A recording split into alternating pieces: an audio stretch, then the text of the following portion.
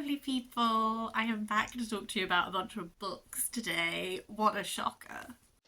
Dooby dooby dooby dooby dooby dooby dooby dooby dooby doo. Dooby dooby dooby dooby dooby dooby dooby dooby Sophie vlogs.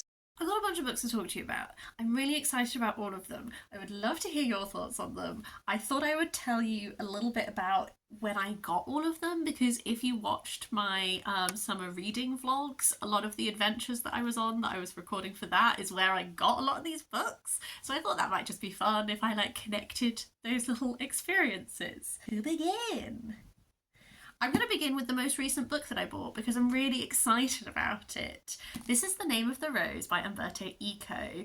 I've been wanting to read some Umberto Eco for a while. He's one of those names that, you're like, ooh, you seem to do intriguing work. This is one I might try and fit in for the end of the year. It's a historical fiction, but I think it's also a mystery.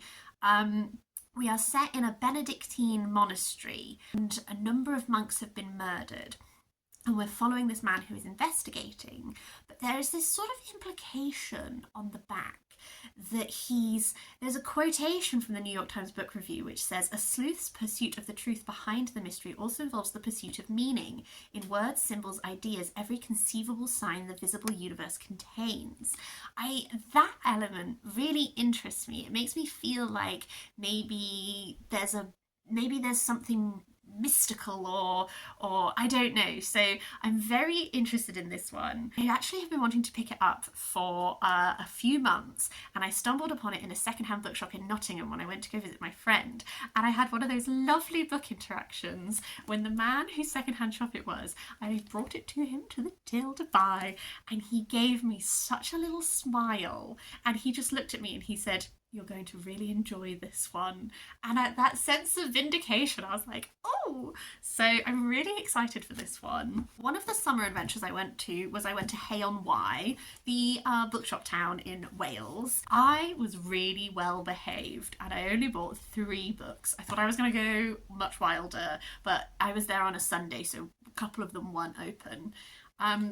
What I ended up getting was, I went to Gay-on-Wye, which is the queer bookshop in Hay, and I got Chroma by Derek Jarmon. I read Modern Nature by Derek Jarmon this summer, and I absolutely loved it. It was his memoir about growing this garden, but also some of his film work, some of his experience with the AIDS epidemic.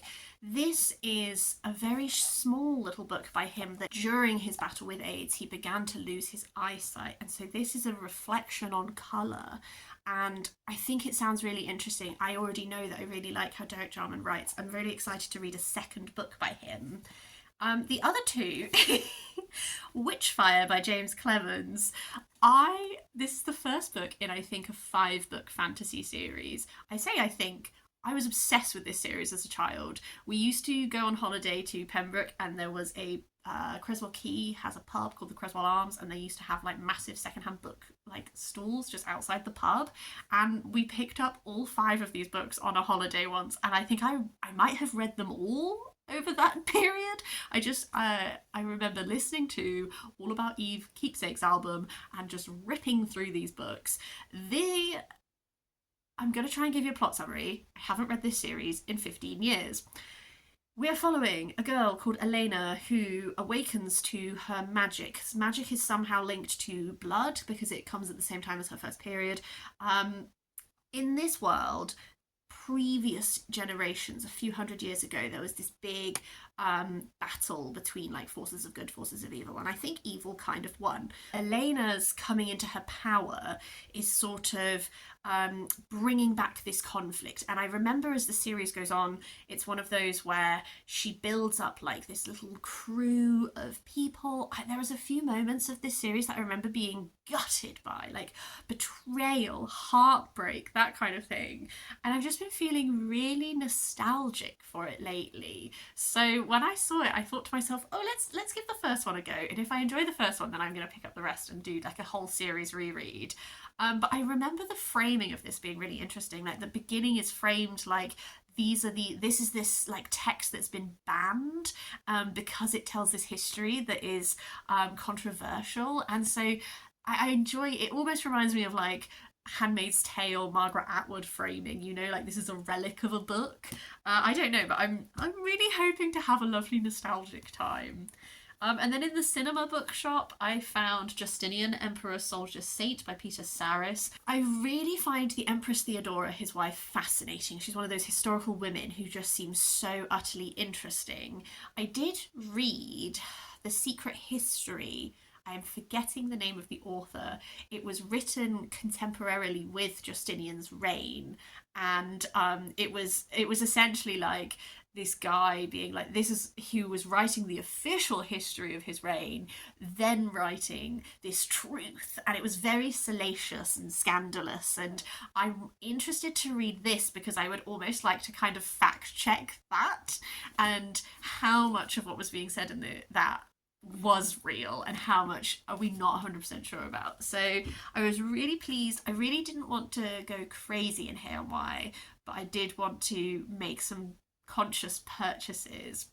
A book that I saw in Hay that I didn't end up getting, but that I regretted. If you go to the Opera House in Cardiff, you know, the Millennium Centre in Cardiff Bay, they have this little shop inside which has lots of work by local artists and stuff that all of the funds go back to supporting the Millennium Centre. So I ended up picking that up there. When I went to the opera, I went to go see Tosca. It was fabulous. But this is Beyond to Hwnt, which is an anthology of work by Welsh deaf and disabled writers, edited by Bethany, Handley, Megan Angharad, Sioned, and Sioned, Erin, Hughes. It seems so interesting. It's an anthology, so I'm hoping to get to know a number of different writers' works. This one will be a challenge for me. I'm going to save it for Deweython, but as you know, I've been learning Welsh on and off. I'm currently not learning Welsh because I'm learning German. So my Welsh skills got a bit rusty. And this is one where some of the work is in English, some of the work is exclusively in Welsh. So I might have to get my partner to read it with me to help me because my Welsh is a bit rusty. But I'm really excited. At the very end of summer, a village that is near where I live did a little village fete. I went last year. It was like such a lovely wholesome time. So I went again this year, and they have a lovely big book sale. I bought some apples that I've turned into a crumble. I bought some plum jam from the WI. It was just like a lovely little day, and I got 3 excellent books, and I need to show you this one as a priority because I'm delighted about it. To paint the scene, you're going around the book. It's just a big table, and you really have to slot yourself in. And then I was following this little old man because if I left, then I would not be able to get back to the front where the books are because it was quite popular. And I was just following him slowly, and I spotted this book before he did, and I just snaked my little hand around him to get it because this is a Folio Society edition of My Cousin Rachel by Daphne du Maurier, which is a book that I love. Love Daphne du Maurier. My Cousin Rachel, if you have not read it, it's really fantastic. If you like Rebecca, you might also like My Cousin Rachel because it had that similar sense of the atmosphere is there and you're trying to figure out what's truth. So we follow this young man who has been brought up as a ward of, I think it's his cousin, and his cousin, is it his cousin? A relative, a male relative. They're quite close in age, so they have this bond. This relative goes to Europe and he comes back and he's got married to, apparently their cousin, Rachel. And then quite soon after that, he dies. And so then it's just our narrator and Rachel. And what you're trying to work out is Rachel suspicious as heck and might have done dastardly deeds? Is our narrator incredibly paranoid and is misinterpreting everything? And it's just got this wonderful tension. It's just, I love it. I've only read it once. I really want to reread it. I'm delighted. This was £2. £2. The other 2 books I got are Parable of the Sower by Octavia E. Butler. I have been meaning to read her work for so long. This is one of those books that people say was really just predicted things that have come to pass. I actually really don't know that much about it, and I'm deliberately not giving you a plot summary because I don't want to know that much about it. I just want to read it. The other one I've never heard of before, but I thought it sounded really interesting, and that's The Secret Lives of Buildings by Edward Hollis, which is effectively like teaching you how to read buildings. Oh, someone got 70 pages. I love when you find a little bookmark where someone got. As you can see, it's got like architectural illustrations throughout. It's essentially looking at 13 different buildings throughout history. That literally covers everything from like the Pantheon to like fiberglass buildings in Las Vegas. So I love a niche non-fiction. I would like to be able to read buildings better. You know, when you can like tell like some of the history from the different architectural bits. I don't know how to do that. I would really like to know how to do that. Continuing interesting non-fiction books, an Instagram that I would really recommend is the bookshop Sherlock and Pages. If you like nature writing, they stock really interesting nature writing, but that's sort of their specialty, but then they also have a lot of history. They just specialise, in my opinion, in very interesting non-fiction books. And I went to the free market with a friend, and I was like, I have to go visit them in person. I'm obsessed with their Instagram. The book I picked up was on Mysticism by Simon Critchley, The Experience of Ecstasy. This is exploring mystics. As you all know, if you watch my channel, I did Medieval Mystic May in May, when I gathered work of medieval mystic women, and I just kind of read it, some fiction explorations of them. There's something about the idea of female mystics that I just think is really fascinating. But also, as someone who's like not religious, I find the concept of like religious mysticism really intriguing. It's just something that I just really want to know more about. So this is exploring like the history and practice of mysticism and humanity's long quest to understand the divine. So it goes from medieval mystic, but it also mentions people like T.S. Eliot, Anne Carson, Nick Cave.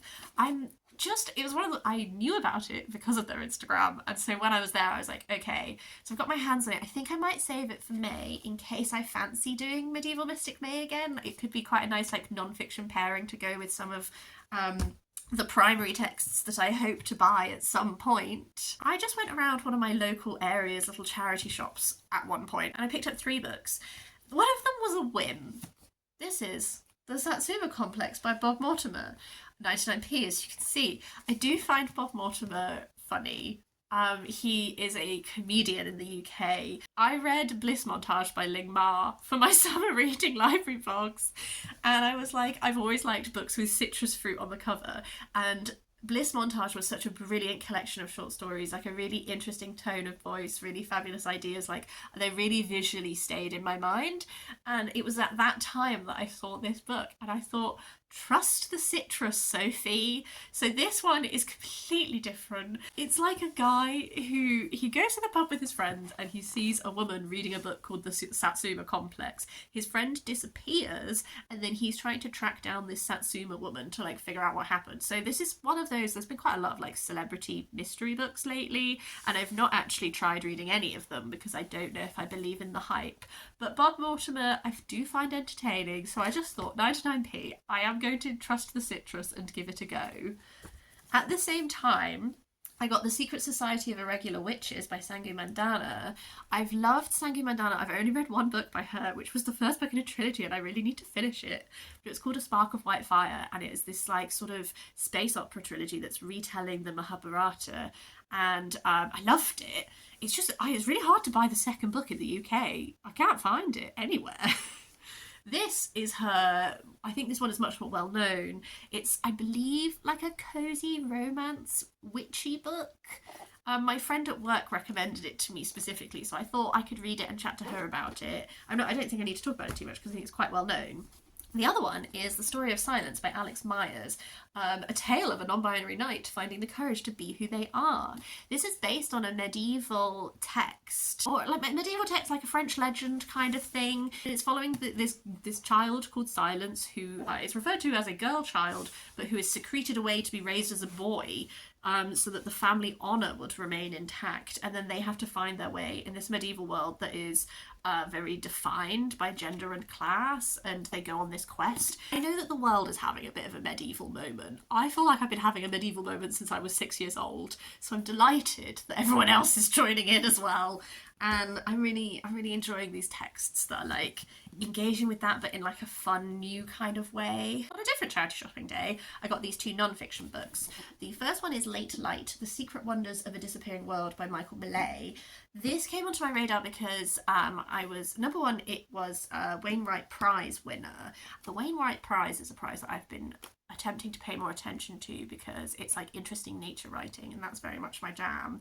But also I believe I read a post that was about nature writing by people of colour, and that's something I've been wanting to explore further. I think this one's going to make me really sad, so I have to save it for the right time. But Michael Malay has emigrated to the UK and was falling in love with the nature and the countryside at a time where he felt like he was seeing it being eroded.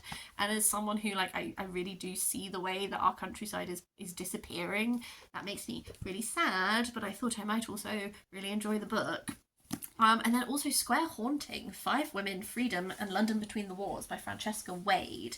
This was on my radar because of Elizabeth at Bookish North, who does not make videos anymore, but I'm pretty sure she talked about it a while ago. And maybe Anna Maria Actual Spinster might have talked about this, or maybe I might think that she might like it. Can't remember which way around that is in my brain.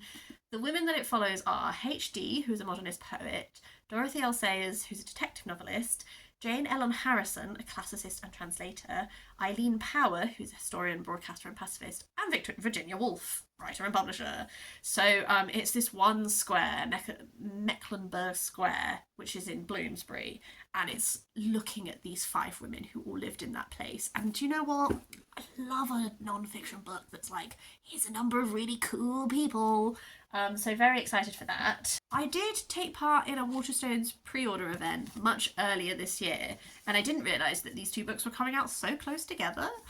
The first one is Hungerstone by Kat Dunn. You know I love a Kat Dunn. I think I might have read everything she's written apart from this by now. Hungerstone is sort of a retelling of Carmilla, which was J. Sheridan Le Fanu, one of the earliest vampire stories that we have. And I really like Carmilla. I really liked the Carmilla web series back in the day. That was great. And obviously there are sapphic tones to that, and this is very much like making them much more of the focus. So it's kind of like this vampire romance. Just by this point, really excited by everything that Kat Dunn does, so very happy to have pre-ordered the paperback. And then the other pre-order I did was All Consuming, Why We Eat the Way We Eat Now by Ruby Tando. You'll also know that I love Ruby Tando if you've watched my channel for a while. I find her way of approaching food writing really interesting, and I think she engages in some really intriguing like discussions around food. A lot of this is looking at like why we eat the way we do now and how we engage with narratives around food in the way that we do now. So a lot like stuff like the blurb is literally just a list on the back, like bubble tea, cult cookbooks, influencers, supermarkets, cues, TikTok, Viennetta, wellness elixirs, tradwives, weekend supplements, critics, wimpy, viral recipes. And she's really digging into all of those. I love the snippets that I've read of this online. Honestly, as soon as she announced it, I knew that I wanted to pre-order it. So do I save it for Foodie February? Do I just read it? I don't know. I haven't really restocked my Foodie February books very well this year, so might need to do that in another book haul soon. I have some belated birthday books that were a gift from my brother. He got me 2 non-fictions. The first one is Robin Waterfield, Xenophon's Retreat, Greece, Persia and the End of the Golden Age. This is a good book that I will like. My niece did tell me that she picked this book because she liked the horses on the cover. And you know what? She was right. Aside from the beautiful horses on this cover, this is looking at Xenophon's Retreat, which was 401 BC. The Persian king Artaxerxes II defeats a challenge to his throne by his brother Cyrus the Younger. And then there's these Greek mercenaries known as the 10,000, and Xenophon, who is a former pupil of Socrates, must lead them on an expedition through a brutal winter. I don't know that much about this moment, so she was correct to highlight it, to bring some extra ancient Greek knowledge to her auntie, but also, like, that girl loves a horse. The other one is 1177 BC, the year civilization collapsed, by Eric H. Klein, looking at the marauding groups known as the Sea Peoples who invaded Egypt. Egypt did defeat, but then it led to this like collapse and decline in civilization. Again, this is a period that I don't know anything about, so I'm excited. Well done to my brother. Went to Cirencester in one of my summer library reading vlogs. We went to the Corinium, which is a fabulous museum that's got loads of Roman mosaics. It's really great if you like Roman stuff. It also has an amphitheatre, which is really great.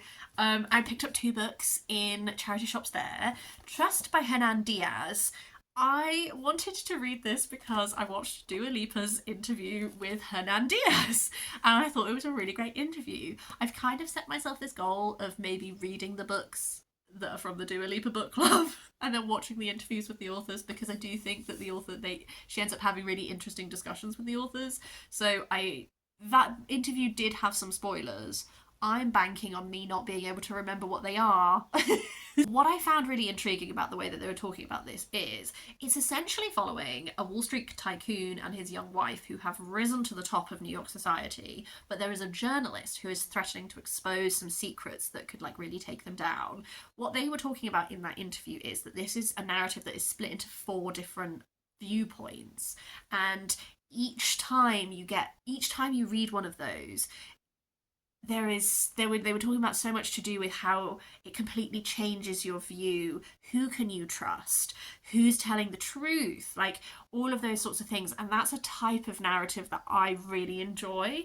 So I just found that whole interview so fascinating. I'll link it down below in case you fancy listening to it. And it made me really want to read Hernan Diaz, who I've never read before. The other book I picked up was Alcestis and Other Plays by Euripides. I've been reading a bunch of ancient Greek plays again. I did a classical studies degree. I sort of took a break from reading primary things, and then the last few years I've been really getting back into it. I think in the first half of this year I was really on that train. I've sort of dropped off in the second half of the year because I'm getting a bit overwhelmed by how many books I have to read. Lol, she says, hauling more books. But this is Alcestis, Medea, the children of Heracles, and Hippolytus. I just want to read everything Euripides wrote that we still have. I only have 4 more books to talk about. I guess on a birthday theme, I sort of post-birthday treated myself to The Stitchwalk Curse by Alexandra Dow. My friend, Tony Cockdell, is an artist. She makes beautiful paintings. I'll link her down below in case you want to look. And she's like a family friend. I've known her for a really long time. We don't talk that frequently, but every now and then we do. And she messaged me and she was like, she knows Alexandra, and she was like, Alexandra's just published this book and something about it just feels like you might really enjoy it. And when Tony has like a really interesting taste in books, and so whenever she recommends me things, I'm always like, oh, okay. Like Tony I would associate with like Patti Smith. She loves Frida Kahlo. She like her artistic influences I really enjoy. So I thought I'd give it a go. This is a middle grade that is set in the dim spiderlight of ruined Stitchworth House, and we're following Etta Starling and her eccentric family who are living under a curse. And I was like, hello, autumnal moods, yes. And essentially, they can't leave this house because they are cursed, and if they leave it, they will die. But that doesn't mean that someone can't come in. Simultaneously, it appears that like this child is found these ancient journals that have like family history and secrets and stuff in, so she's trying to break the curse, but strangers arrive at the gate. I just, I'm like, if I could fit this into autumn, I think that'd be really fun. It's giving very like autumnal, wintry vibes to me, so I'm looking forward to reading that.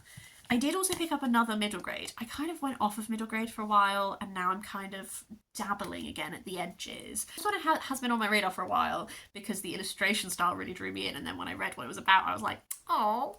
This is by Oak, Ash and Thorn by Melissa Harrison. Look at this.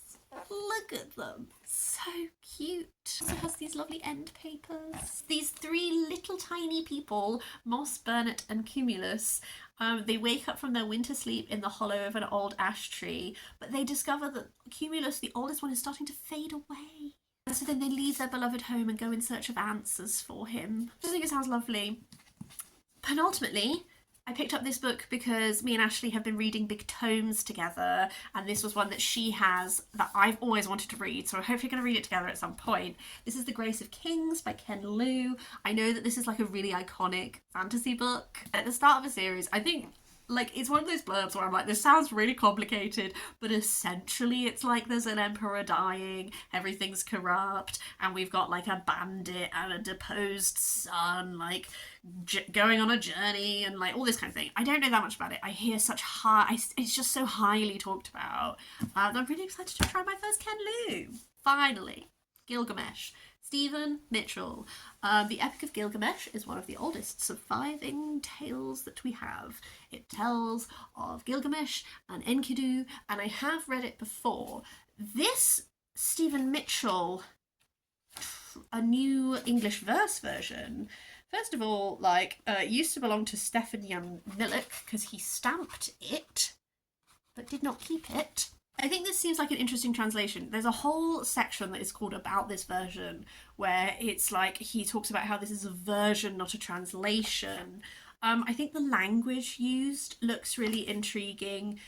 Maybe like a little bit more modern at the edges, not like super duper modern, you know, still, you know, still a Mesopotamian text. But yeah, I think I heard something about this translation and it being like an engaging one. So when I like an old text, I do like to try out a few different translations of it just to compare, contrast. Like, I can't speak the original language, I can't read it. Like, I'm reliant on these translators to impart it. And I think there's something really fun about reading lots of different translations and comparing them and like kind of at the very least getting a sense of the translation as a process. I don't know, fascinating. That's everything. Those are all the books that I wanted to talk to you about. As per usual, like, have you read them? Do you like any of them? Please give me your thoughts. Are any of them tickling your fancy? Should I try and prioritise them? I'm just asking you a bunch of questions now, sorry. I'm really excited by a lot of these. I love books. They are such wonderful life companions. I love to have these little stacks to like delve into. It's so delightful. But yeah, I would love to hear from you if you want to leave a comment down below. Otherwise, I hope you're having the loveliest of days, and I'm going to see you next time for something different.